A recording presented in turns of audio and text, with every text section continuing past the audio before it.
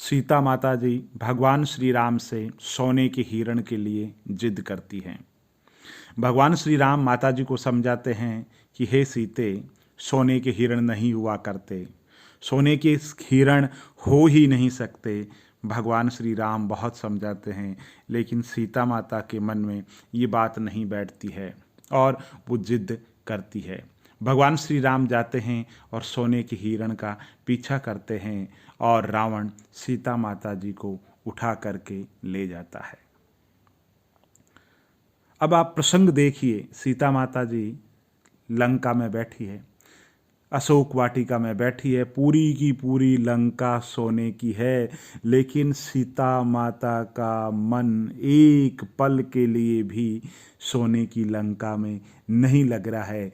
उनके मन में, उनके चित्त में बिल्कुल शांति नहीं है, चारों तरफ सोना ही सोना है, लेकिन पल भर के लिए भी सोने की बात दिमाग में नहीं है।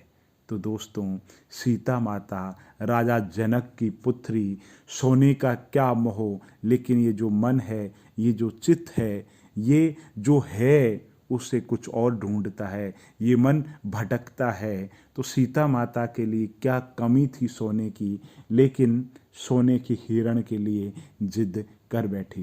रामायण का ये प्रसंग हमें ये बताता है दोस्तों कि हम जीवन के अंदर जो हमारे पास में है, हम उसकी कीमत नहीं करते हैं, और जिस चीज़ को हम खो देते हैं तब हमें वो चीज़ बहुत ही कीमती या बेशकीमती लगने लग जाती है। भगवान श्री राम सामने हैं तब सोने की जिद है, और जब सोना सामने है तो प्रभु श्री राम के प्रति असीम अनन्य प्रेम है।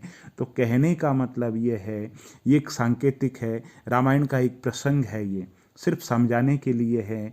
बाकी आप खुद समझदार हैं कि देखो जीवन के अंदर ये सीता माता के लिए, राम के लिए सांकेतिक संदर्भ है, लेकिन हम जैसे ग्रस्त लोगों के संदर्भ के अंदर अगर बात करें दोस्तों, तो जिंदगी उधार का थैला है।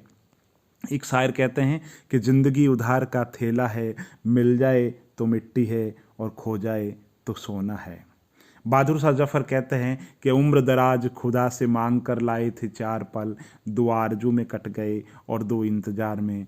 दोस्तों, ये जीवन हमें पता ही नहीं कैसी मृग तृष्णा है, हमें क्या चाहिए, हम किस चीज़ के लिए भटक रहे हैं, और हमारे जीवन का लक्ष्य क्या है, और हमें पाना क्या है। इसलिए जो आज है उस आज में मस्त रहिए, जो आज है उस आज में मस्त रहिए, जो है उसमें मस्त रहिए, जो है उसका आनंद लीजिए।